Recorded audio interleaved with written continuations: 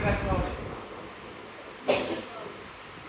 Remove ধরে রেখে hand wash করলাম, এই দুটো কাজ আমরা ঠিক করেছি। এখন প্রথমে কি করব, অ্যাপ্রন করব, অ্যাপ্রনের পরে মেকিং টোস করব, মেকিং টোস করার পরে ফেস মাস্কটা করব, তার উপরে ব্যান্ডেজটা করব। এটা কিন্তু কোভিড-19 আমরা সবাই করছে।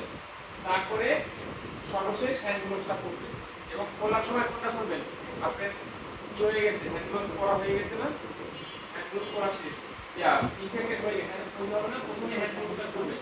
তারপরে হাতটা একটু স্যানিটাইজ করতে পারি যদি মনে হয়, না করলেও অসুবিধা নেই, কিন্তু আমরা কোভিড-19 এর পরে এই শব্দটা অ্যাড করেছি।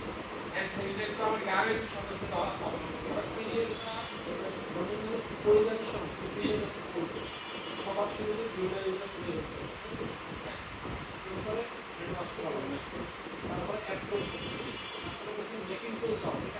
এটা হচ্ছে এখানে মেকিং মানে নার্সরা প্রতিরূপে ঢোকার আগে ডাক্তাররা আরেকটা করে না, অথবা কিচেনে যারা রান্না করে সামনে একটা করে না,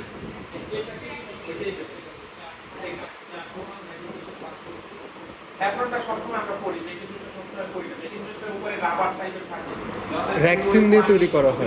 রেক্সিন টাইপের ভিতরে আসবেন, আপনি অ্যাপ্রনটা নষ্ট হবে না।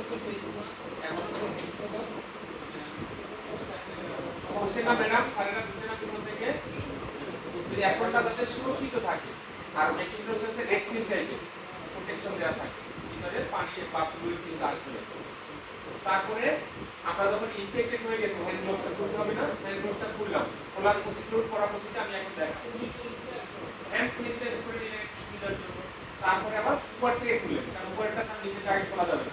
মেকিং টোস্ট খুললেন, তারপরে অ্যাপ্রনটা খুললেন, তারপরে হেড কভারটা আগে খুললেন, ফেস মাস্কটা খুললেন, আবার ভালোভাবে ওই যে হ্যান্ড ওয়াশ দেখুন আমি